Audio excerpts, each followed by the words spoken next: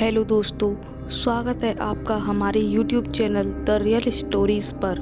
दोस्तों, आज की ये कहानी राजस्थान के कोटा शहर की एक भूतिया हवेली के बारे में है। ये हवेली राजा महाराजे के समय में बनाई हुई थी, लेकिन पिछले 18 सालों से इस हवेली में आज तक कोई भी रहने के लिए नहीं आया है। इच्छा होने पर भी इस हवेली में कोई भी नहीं रह पा रहा था, क्योंकि लोगों का कहना था कि इस हवेली में भूत प्रेतों का साया है।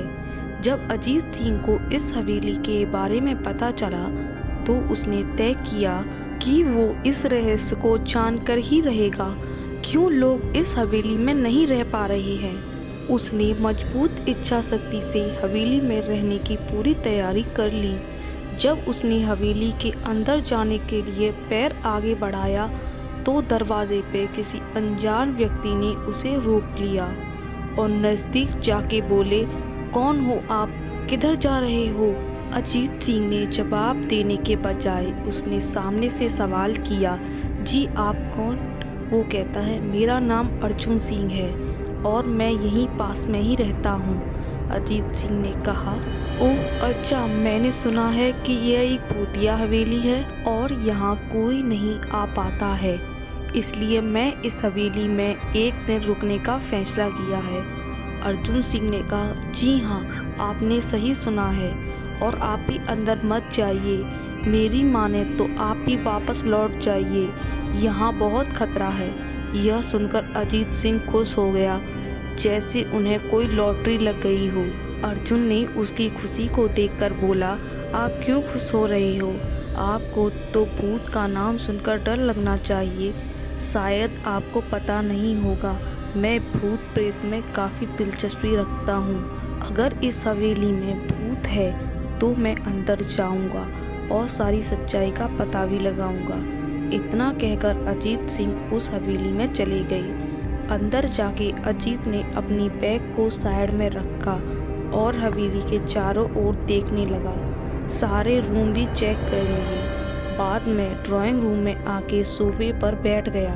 उसने वहां बैठकर दारू के 2-4 पैक भी पिए। वहीं अचानक उस रूम में लाइट का बल्ब बंद चालू होने लगा, लेकिन अजीत ने उस पर ध्यान नहीं दिया। थोड़ी देर बाद दूसरा बल्ब चालू बंद होने लगा, फिर तो हवेली के सारे लाइट चालू बंद होने लगे। यह देखकर अजीत अपनी जगह पे खड़ा हो गया और पूरी तरह से सचेत हो गया। अचानक उसके सामने एक छोटा टेबल हवा में उड़ने लगा।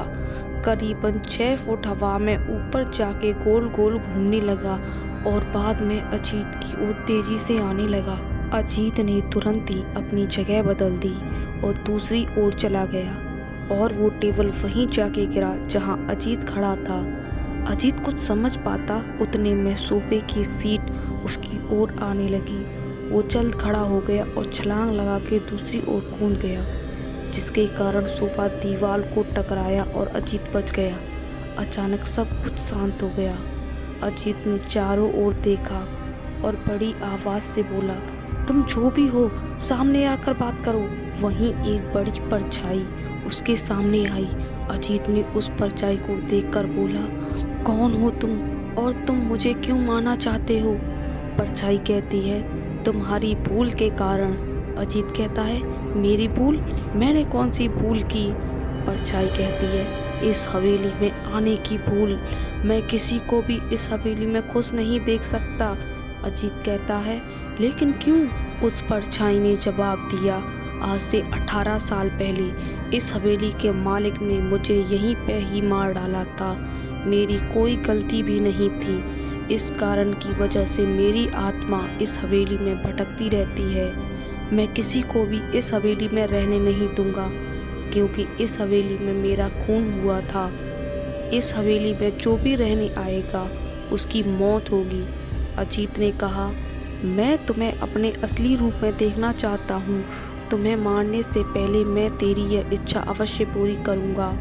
और उस परछाई ने एक बहुत ही भयानक रूप ले लिया।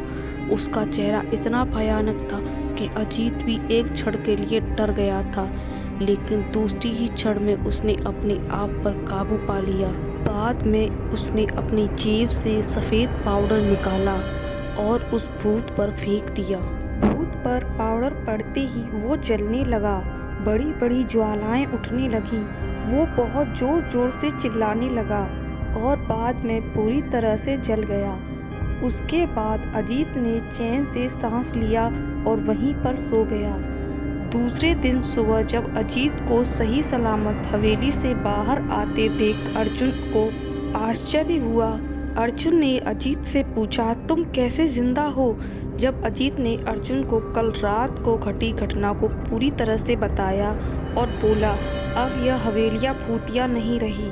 दोस्तों, आपको ये कहानी कैसी लगी कमेंट करके प्लीज़ ज़रूर बताएं और वीडियो को लाइक करें और हमारे चैनल को सब्सक्राइब करें। धन्यवाद।